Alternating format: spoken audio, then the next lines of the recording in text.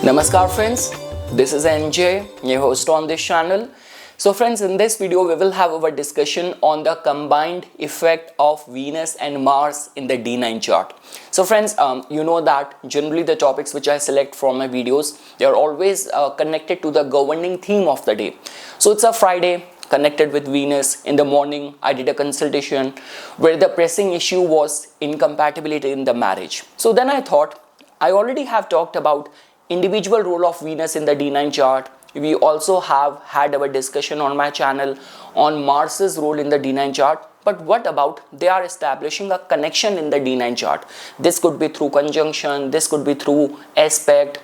So then how they are going to be impacting a native's matrimonial life, his devotional life. So that is what we will try to understand in this video, because friends, gone those days when for the sustenance of the marriage, Jupiter and Saturn used to be the chief contributor, because Jupiter, which represents the morals, principles, and Saturn, which represents security, judgments, fear of judgment in the society. But now in the modern day and age, Venus becomes very important. I couldn't tell you how many times like clients in the consultation have told me, Nipun, there is nothing wrong in the marriage. It's just like that there is no love and I don't see any reason to be in this marriage. So I mean to say, love is important, Venus is important, and the desire to be loved, to be in love, which is Mars, is also important. Along with that friends, because D9 chart also tells about your devotion, your religious austerity, like your quest for finding the higher wisdom and the higher knowledge. So for that we look at the D20 chart, we look at the D24 chart, D60 chart, but the most important is the D9 chart. And over there as well friends, I couldn't tell you, when I listen to some of the preachers, spiritual saints, some of them give a lot of emphasis on the suppression of the desire. Like they even go to this extent that they preach that once a couple have expanded their family, they have been blessed with children, now even the husband and wife have to live like brother and sister. And there are those who talk about spiritual beings like Osho, who talk about transmutation. He has never talked about suppression, he has talked about transcending it.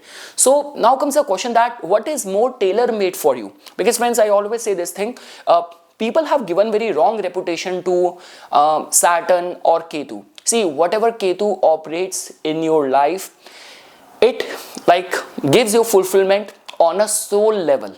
Whatever blockages and delays Saturn creates in your life, it is always for the good of the native. I couldn't tell you those people who have been in the Saturn influence, in the Saturn Dasha, and they have survived. Don't ask them this question when Saturn is kind of beating them, when they are amidst the Saturn's class, life class. But once they have completed the life class given by Saturn, they will always appreciate. Some of them will also contribute and give credit for their big success to the planet Saturn.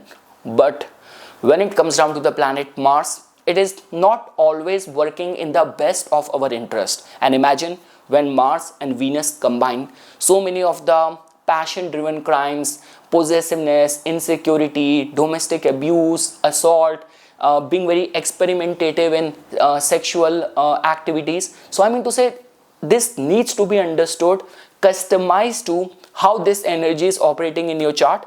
This is what we will try to do. So friends, throughout in this discussion, we will be primarily focusing on three areas. First is going to be different way Mars and Venus, their combined energy in the D9 chart could affect your matrimonial life, could affect your preferences, your priorities, your passion.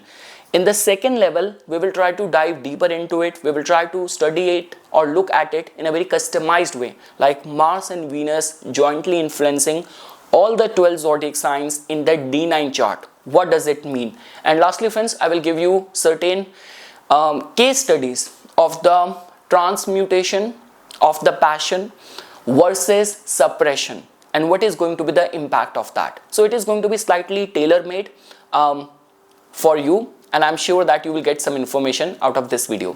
So okay friends, after this, now we will switch to the narration part for this discussion.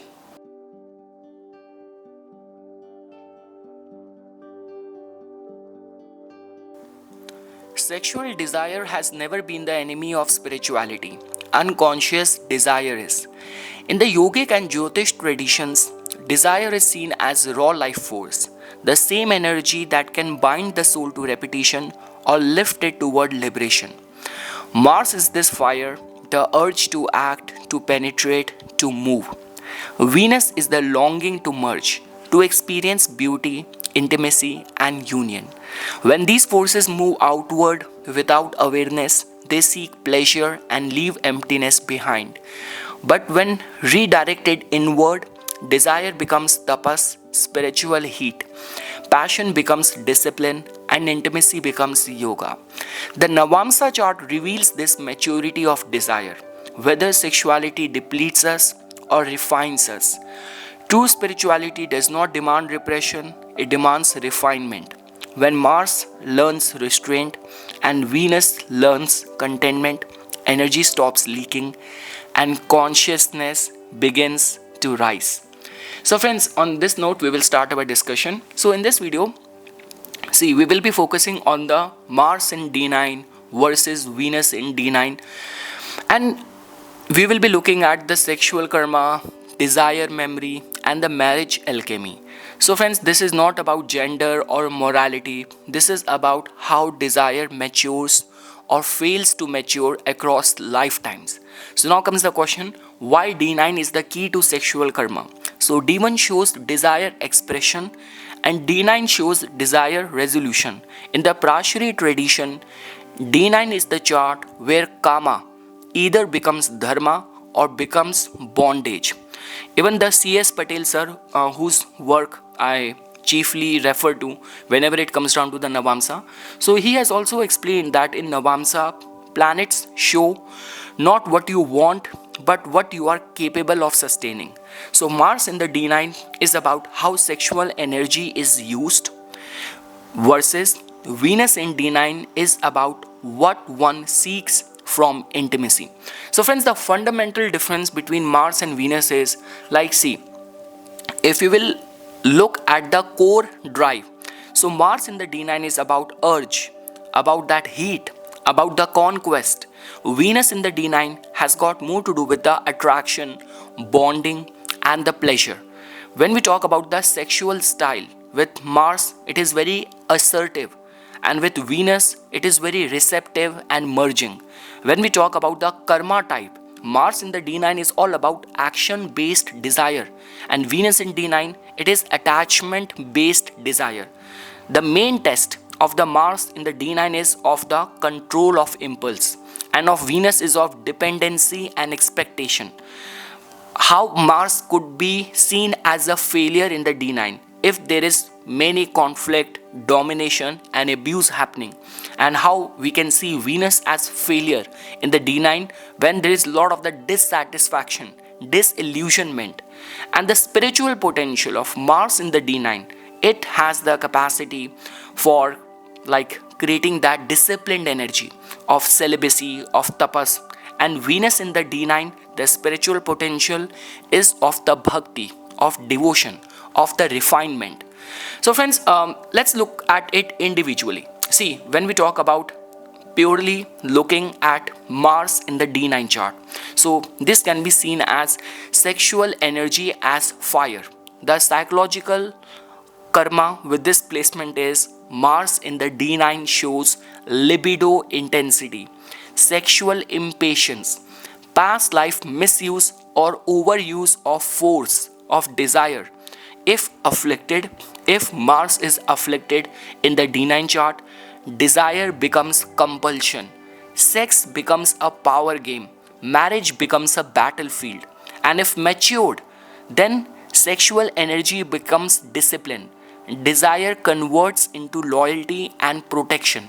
So friends, the Jaimini insight on this is Mars influencing the Upapada Lagna shows how aggressively one enters marriage and how much ego must burn for union to survive. See, the Mars dominant D9 patterns you will see as this could be strong sexual chemistry, early attraction, later friction, repetition of conflict based relationship, attraction to strong or unavailable partners. And the spiritual turning point is going to be when Mars is redirected into tapas, physical discipline, sadhana, and if you are using it, then the marriage also stabilizes. Now, let's look at Venus in the D9, like sexual energy as attachment.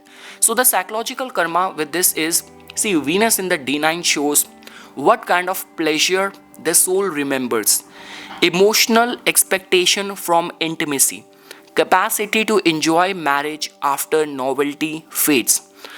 And this is very important, friends. Even after when the novelty fades, do you have the capacity to enjoy that marriage, be in that relationship? If afflicted, Venus in the D9, too much of the idealization leads to disappointment, or this could be pleasure addiction, serial dissatisfaction in the relationship. And if matured, if Venus is matured in the D9, so there's a capacity to give deep companionship, capacity for long-term bonding, ability to find pleasure in simplicity. So the Parāśarī view of the Venus in D9 is that Venus in the D9 governs marital sukha, marital bliss, marital happiness, not just the sexual act. So if you will see that Venus is the dominant planet in the D9, so what is going to be the pattern? So this will talk about the romantic longing, fear of loneliness, desire to be chosen, adored, strong dependency on partner's emotional availability. And the spiritual turning point is going to be when Venus shifts from seeking pleasure to offering love, marriage becomes sacred. So friends, now let's look at Mars and Venus in combination. We have individually seen that Venus in the D9 can be seen as sexual energy, as attachment, and Mars in the D9 can be seen as fire.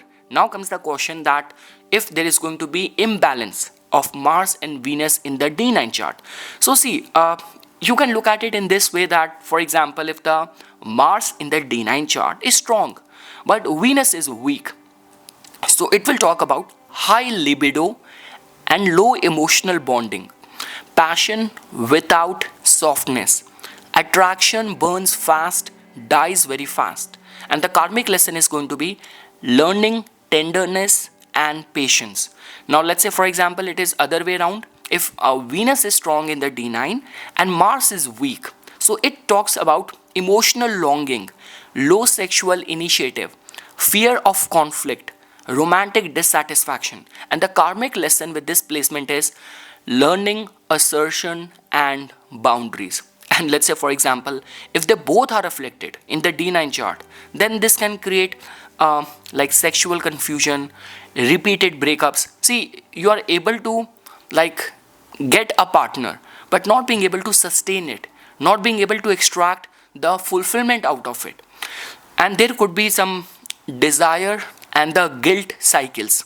So it often indicates if both Mars and Venus are going to be afflicted in the D9 chart, past life misuse of pleasure or relationship. Now friends, let's dive deeper into it. Now let's say, for example, Mars and Venus are forming a relationship in the D9. This could be through conjunction or this could be through aspect. So if they are conjunct, so yes, Mars and Venus conjunct in D9 tells about explosive sexual karma. It talks about strong attraction and strong conflict. Marriage is transformative but unstable unless spiritually guided. If Mars is aspecting Venus, desire dominates affection, possessiveness issues. Let's say, for example, if Venus is Venus is aspecting Mars, I mean to say, like, for example, Venus is giving straight aspect to Mars.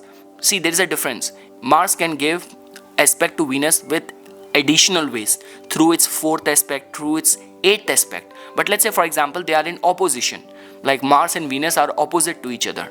So the desire is going to be softened by love. And in this opposition, friends, I'm talking about, see, you have to understand, Venus is aspecting Mars. Like for example, Venus is in the Pisces, it is in the purest of dignity. Opposite to it, Mars is in the Virgo. We know that Mars in the Mercury signs is not very stable. So, but still, desire softened by love, better marriage outcomes. So C.S. Patel sir has mentioned this as, when Venus controls Mars in Navāṁśa, marriage survives. When Mars controls Venus, marriage exhausts. Now friends, when we talk about the spiritual decoding of it, the highest level. So Mars in the D9 can actually give you that Kundalini fire, like raw energy. This can either destroy or this can liberate. Venus in the D9 talks about the heart refinement, like attachment to form. And see, they have to mature into the devotion. So it must mature into devotion. The liberation path, like where we say that Mars energy must rise upward and Venus attachment must dissolve inward. And when they both mature, sexuality becomes sacred, marriage becomes yoga, and desire no longer binds.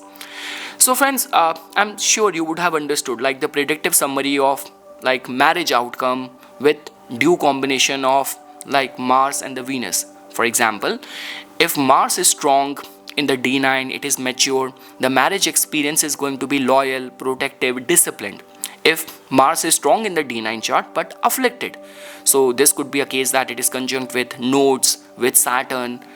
Mars is exalted but conjunct with Rahu and in the 8th house, not a good planet for that Lagna. For example, in the D9 chart, you are a Jaimini in the D9 chart as rising, and Mars is exalted in the 8th house conjunct with Rahu. So it is strong but still seen as afflicted. So then this can lead to conflict, dominance and separation.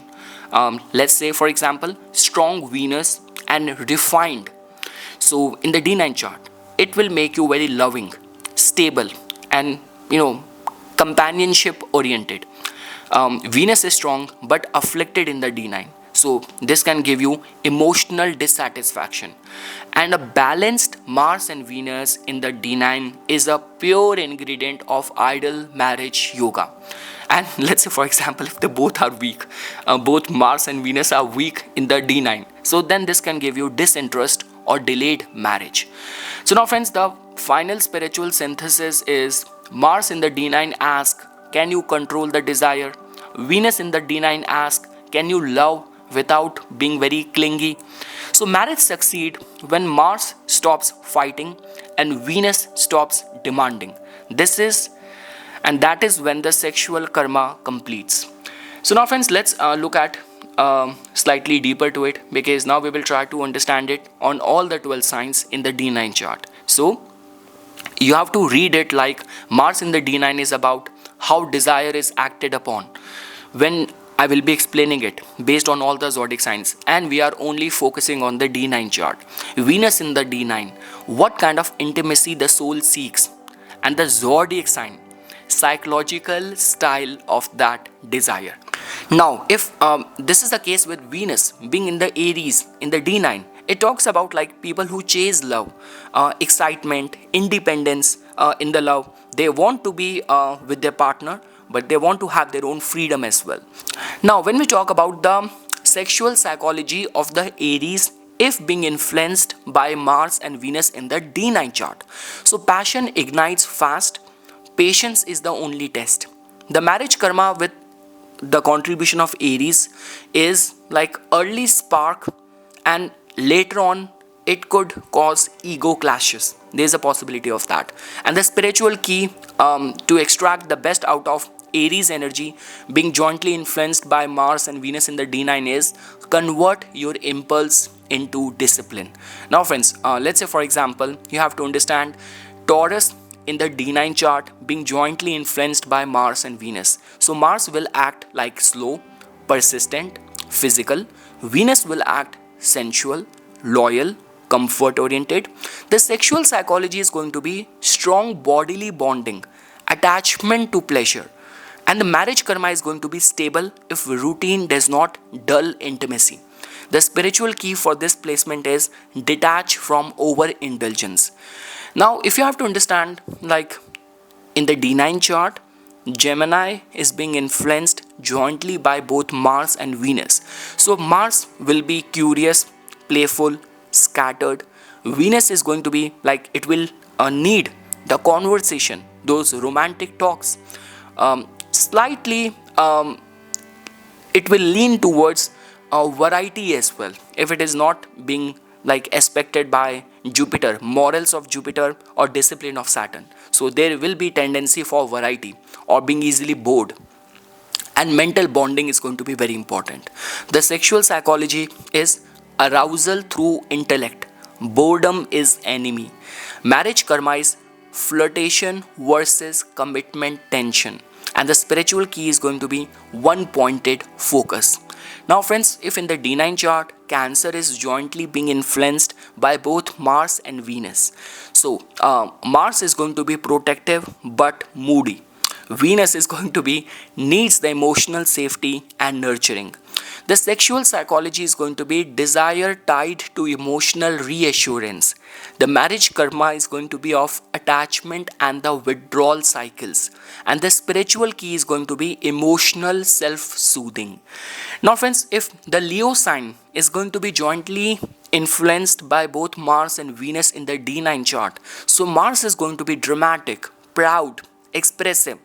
Venus wants admiration and loyalty. The sexual psychology is going to be desire thrives on validation. Marriage karma is going to be power plays if ego is not humbled. The spiritual key is serve love, don't perform it. When we talk about or look at Virgo being jointly influenced by both Mars and Venus in the D9 chart, Mars is going to be controlled and service oriented. Venus is going to be analytical, selective, modest. The sexual psychology is going to be desire filtered through usefulness and ethics. Marriage karma is going to be criticism can cool intimacy. And the spiritual key is going to be allow imperfection. Look at the brighter side of all those small, minute, trivial imperfection which makes the marriage perfect. Now, if Libra in the D9 is jointly influenced by both Mars and Venus, so Mars is going to be diplomatic, hesitant. Venus is going to be partnership, centric, harmony seeking. Sexual psychology is going to be desire blooms in balance and beauty. Marriage karma is of indecision, delays commitment. Spiritual key is of choose.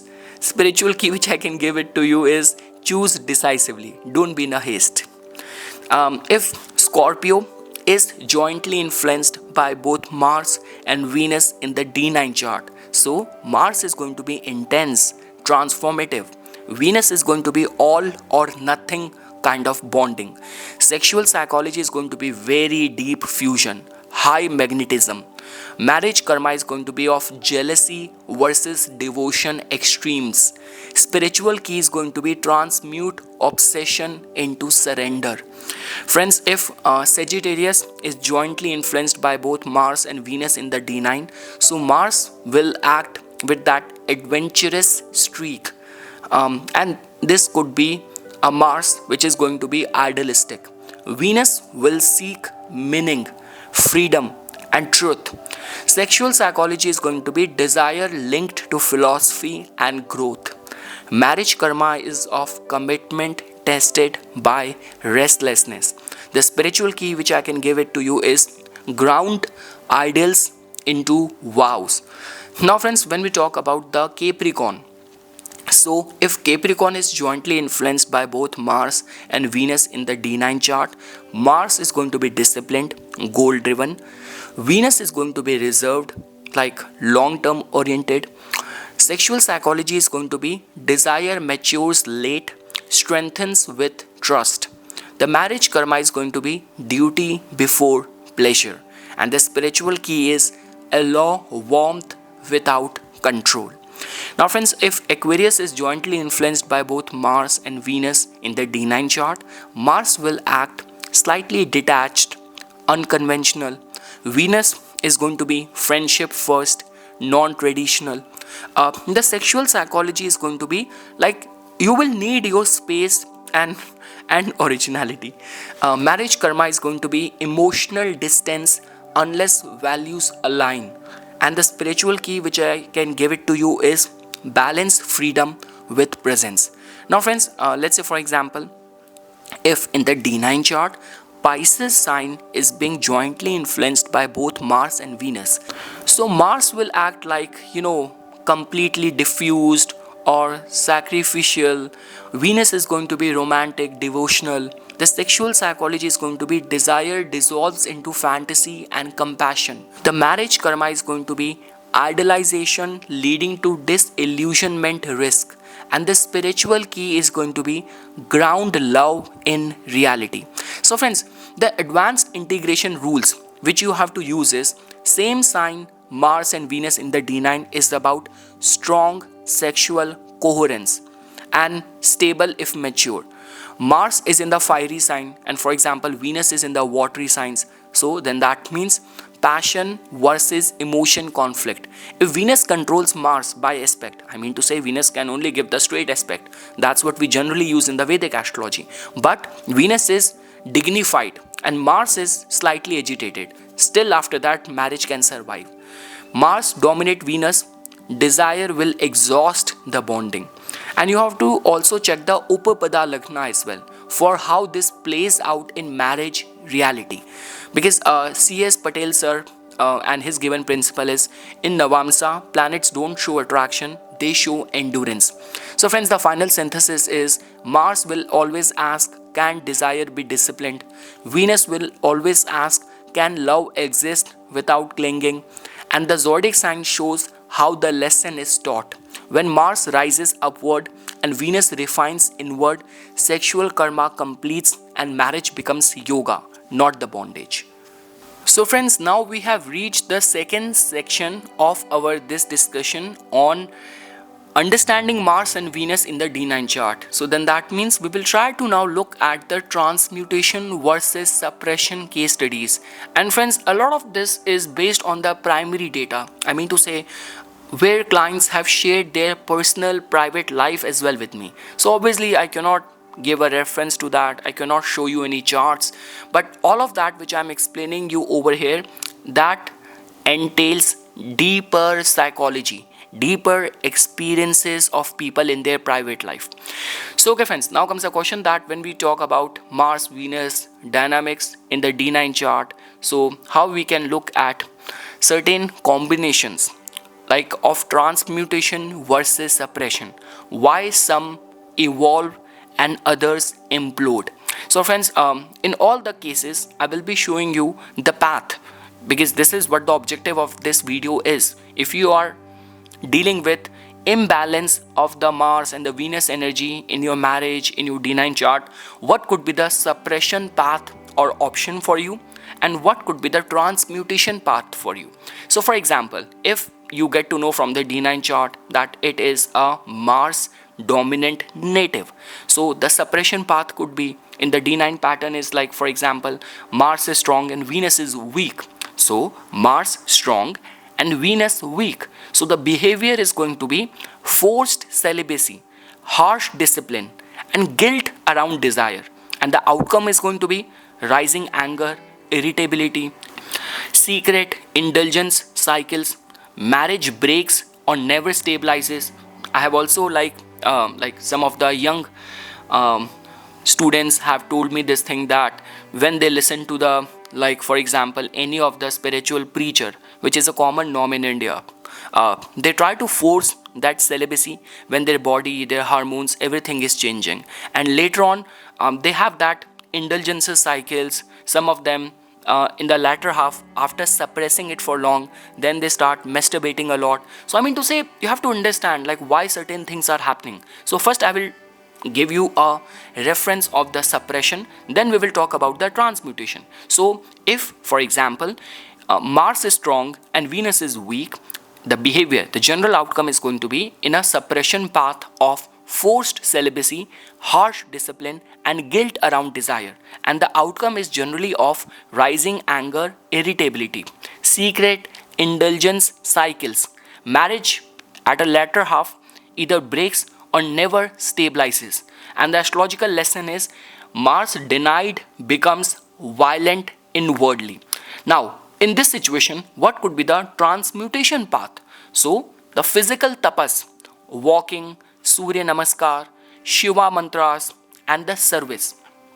The outcome then is going to be libido steadies into discipline, protective spouse behavior, marriage becomes stable after maturity, and the rule is engage Mars, don't cage it. Now, friends, if let's say for example, it's a Venus dominant native, like for example, what could be the suppression path? The suppression path is in the D9, Venus is strong but afflicted, and Moon is sensitive. So the behavior is going to be moral rigidity, pleasure is bad kind of narrative, and the outcome is emotional numbness, depression, dissatisfaction, passive aggressive relationship. Now, for example, what could be the transmutation path in this kind of situation? So friends, practice bhakti, gratitude rituals, artistic seva. The outcome of that kind of practice is going to be attachment softens into affection, consistent marital joy, long-term companionship. And the rule is like for example, refine Venus, don't shame it, please. Now friends, if Mars and Venus are conjunct in D9, this is very important. Now what could be the suppression path in front of this person? So the behavior is going to be extreme control alternating with indulgence. Now the outcome is going to be explosive relationship, obsession which will lead to rejection loops. And if the Mars and Venus are conjunct in the D9, the transmutation path available for the native is going to be practice mantra, pranayama and boundaries in the intimacy, which will give the outcome that passion will stabilize, sexuality becomes bonding, not addiction, marriage survive intensity. So the rule is channel the fire upward. Now friends, when we talk about this householder versus the renunciate misfit, like for example, the suppression path is in the D9 chart, you will see that 7th house and the 12th house is activated, but person imitates monkhood. So the outcome is going to be repression, and this could be secrecy, ethical conflicts, or this could be collapse of it.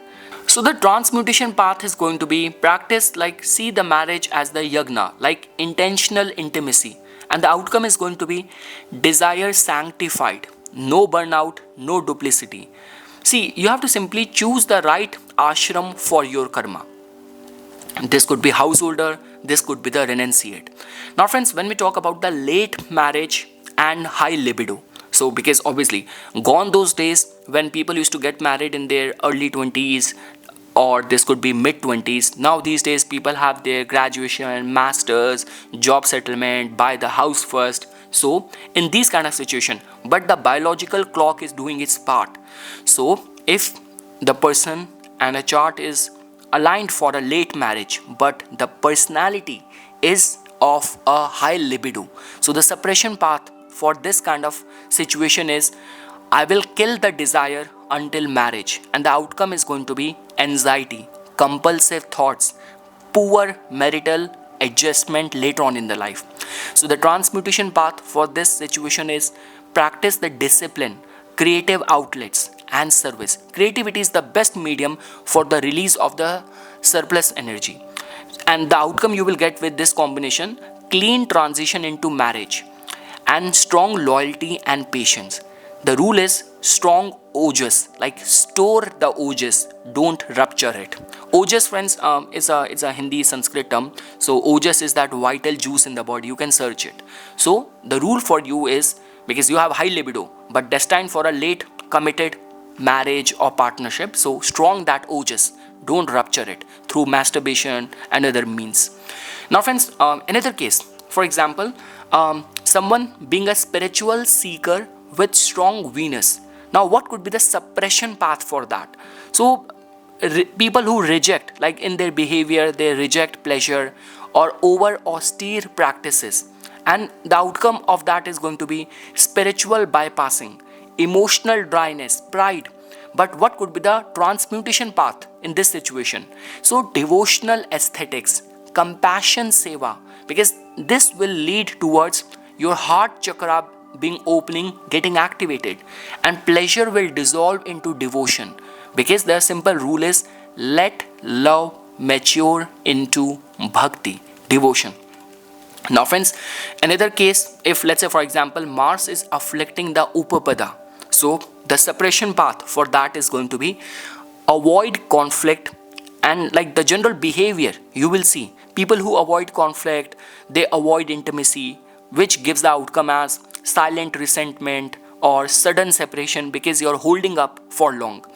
What could be the transmutation path for this? Like practice assertive communication blended with the discipline. There has to be discipline and very assertive communication.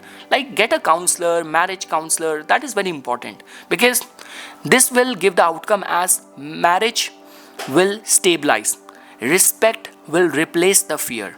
Mars wants courage, not the avoidance. Mars is the most confrontational planet, friends. Now let's say for example if Venus is afflicting the Upapada Lagna, so the suppression path in this situation, the red flag that the behavior is going to be, it will cut off the pleasure to avoid pain, and the outcome is going to be emotional starvation, serial dissatisfaction. When we talk about the transmutation path, if Venus is afflicting Upapada Lagna, like practice gratitude, boundaries, conscious pleasure, because the outcome is going to be contentment without clinging, steady partnership, and love will be there but without dependency. So friends, I'm sure you would have understood this thing that see the simple diagnostic checklist is too much anger, secrecy and guilt is talking about suppression, and discipline, steadiness, contentment is talking about transmutation. So friends, the general method which I have explained over here is that like the suppression method which generally people use, this could be for teenagers about not being able to handle that energy and being misled by the spiritual saints for a path which is not aligned, which is not customized for them. So the general suppression method which people use is of force, of denial, but the transmutation path which is more suited is of discipline, of redirection, because the suppression will result in rebound or guilt, and transmutation will result in stability and clarity. Suppression in the marriage, friend, can actually lead to conflict or burnout, but transmutation can lead to bonding and longevity of the relationship. The suppression, if you have to look at it from the spiritual lens, this will lead to pride or collapse, but transmutation will give you humility and progress. So friends, desire is like prana wearing a costume. Strip that costume gently. Don't tear the prana. Because when Mars learns restraint and Venus learns contentment, sexual karma completes and marriage becomes yoga, not the bondage. And friends, like let's look at few remedies as well, then I will summarize it. So the remedial practice, especially for the people who want to transmute their desire, they don't want suppression, they don't want any repression, they just want pure alchemy. So the key principle is, which is aligned with the Shastras, not what the twisted interpretation many preachers give. Like what you suppress returns stronger, what you refine becomes wisdom. See many spiritual saints talking, they see many spiritual saints, elevated people who are actually refined, someone like Osho, they always say like whatever is happening within you, just observe it. Look at it as a third person. Don't get attached to your lust, to your mind, to those monkey thoughts. Just look at it as a third person. So friends, like talking about the certain remedial practices, if you are dealing with like suppression and you want to be on the side of the transmutation. So the very first is mantra sadhana, like cooling the fire. That is the foundational method, especially for the Mars dominant desire, where there is a lot of the impulsiveness, heat, self-abuse, and always jumping from one relationship to another relationship, and fear of rejection, overly controlling. So the chant or the mantra for you is Om Namah Shivaya. Friends, remember, it's the Lord Shiva only who burnt Kamdeva, Like he is the destroyer of the karma, the lord of the desire, pleasure. So devotion to Lord Shiva is very, very important. It balances you. It will not make you a pure celibate, because even Lord Shiva is like seen as a very good householder as well. His devotion and love for his wife. So I mean to say, it will balance it. So the mantra for you is Om Namah Shivaya, because now comes the question why? Because Shiva will absorb the excess Agni, fire, and stabilize your prana. I would say that you can do one mala of 108 beats daily in the dawn or the dusk. Spine has to be straight, breathe slow.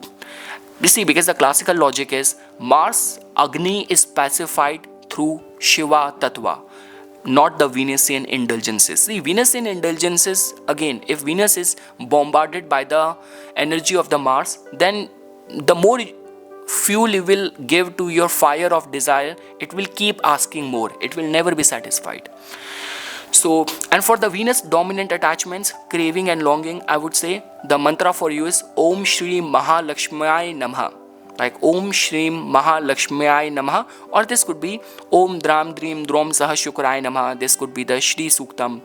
Now, why this chant is important? Because you need to convert the neediness into contentment. And the method is like generally we say Friday is connected with Venus. So all the Bij mantra chanting of the Shukra Graha, planet Venus, or donating white items in a Mahalakshmi temple. So, and always like do things with gratitude, don't demand it. Now friends, when we talk about the Brahmacharya, the correct meaning of it is not abstinence. Brahmacharya is not always celibacy. Brahmacharya is about disciplined flow of desire. We all are like made by the Almighty. Our human composition is different. So you do not have to get envied while looking at, because I have seen like we have this human psychology, whatever is different from us, we get attached, we get fascinated to it. Like if you see any yogi, like doing that like meditation on a burning like very hot sunny day, or living life with lot of starvation, extremities. But again, that is the path which is aligned for him. That does not make him great. You have the greatness imbibed in you as well, but your path is different. We cannot judge a fish by how it climbs the tree, right? Fish is meant to swim. So the practical classical rules is no sexual indulgence on, like if you want to actually I was talking about that Brahmacharya is not always celibacy. Brahmacharya is disciplined flow of desire. So the practical classical rule is no sexual indulgence on the Amavasya, Purnima, or the eclipses. Avoid indulgences on days of anger, exhaustion, and grief. Sexuality must be intentional, not compulsive. This will result in when desire becomes ojas, not depletion. Now friends, tapas through the body, like the typical Mars refinement, right? So Mars must be engaged, not starved. The classical safe tapas is daily walking in silence, Surya Namaskar, slow and mindful, and light fasting. This could be on the Ekadashi, because even the C.S. Patel sir, his principle says, an idle Mars becomes destructive, a disciplined Mars becomes divine. Now friends, pranayama is very important because you have to channelize this sexual energy. So avoid extreme practices like no forceful kumbhaka. Like safe classical method is Nadi Shodhan, alternate nostril breathing, 9 to 12 cycles of that. This could be done before sleep, because the effect of this is going to be your desire will rise upward. It will reduce compulsive fantasy, and it will stabilize the moon and the Venus excess. So, and friends, the dietary discipline, like in the Ayurveda, the Ayurvedic alignment is, see, when we talk about the elements which can increase the lust, if you're already dealing with it, you are of that age. So excess spices, alcohol, late night meals, overstimulation, and obviously these days because of watching pornography and that material. And what refines your desire? Simple cooked food. Everything governs and start with the food you eat. So simple cooked food, warm water, early dinner, and a very sattvic rhythm. So friends, desire is not in genitals, it is in your digestion and the nerves. You have to understand that. Seva is very important, friends. The hidden alchemy. Mars and Venus, they both purify fastest through service. This could be teaching, this could be through feeding animals, caring for elders, anonymous charity. Now why it works? Because it redirects the libido into usefulness. Like redirecting your libido into usefulness, dissolving ego pleasure loops. And friends, when we talk about the marital like transmutation, like for the householders, so marriage is not always indulgence, it is that yagna. Like, the classical guidance is no sex without emotional presence, no sex after conflict, because then the domination will start happening, or no sex as escape from boredom. This will result as sex will become bonding, not the addiction. So friends, and we say that, see, and the Upapada and the D9 aware remedies, like for example, if Mars is afflicting your Upapada Lagna, discipline and silence will become important. If Venus is afflicting your Upapada Lagna, gratitude and bhakti will be important. If Mars and Venus are conjunct, this could be in the D9 on your Upapada, so mantra and the service together will be important. See, the Jaimini logic is marriage karma dissolves when ego is removed from the pleasure. So friends, what you have to avoid? Forced celibacy. Again, everyone has a different path. Guilt-based suppression. And let's say, for example, if you were not able to do that, handle that, then you don't have to be entrapped with that guilt.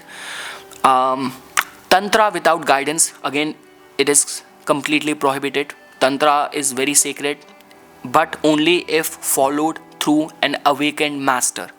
And we say that overstimulation and spiritual bypassing has to be avoided. So because these will increase your obsession, not the liberation. So friends, the daily 10-minute transmutation routine, which is very safe, anyone can do. 3 minutes quiet sitting. The chanting for the Om Namah Shivaya is very, very important. 5-minute Nadi Shodhan is very important. Alternate nostril breathing. And your intention has to be, may desire rise as clarity, not craving. So friends, the final classical truth which I can give it to you is that desire is not the enemy, attachment is. Discipline is the bridge over there. And it generally happens when Mars learns restraint, Venus learns contentment, and mind learns to witness. So sexual karma completes naturally and marriage becomes yoga, not the bondage. So friends, my closing note on this whole discussion is desire was never meant to be destroyed. It was meant to be understood. Every impulse carries a direction. When it flows outward without awareness, it fragments the self. But when guided inward with discipline, the same force becomes clarity, stability, and inner strength. Mars does not ask us to fight desire. It asks us to master it. Venus does not ask us to abandon pleasure. It asks us to outgrow dependency. The Navāṁśa shows us this quiet evolution, not in moments of passion, but in what remains when passion settles, when desire no longer demands, when intimacy no longer consumes, energy gathers. And gathered energy does not bind the soul, it lifts it. This is not renunciation, this is refinement. And refinement is the true beginning of spiritual power.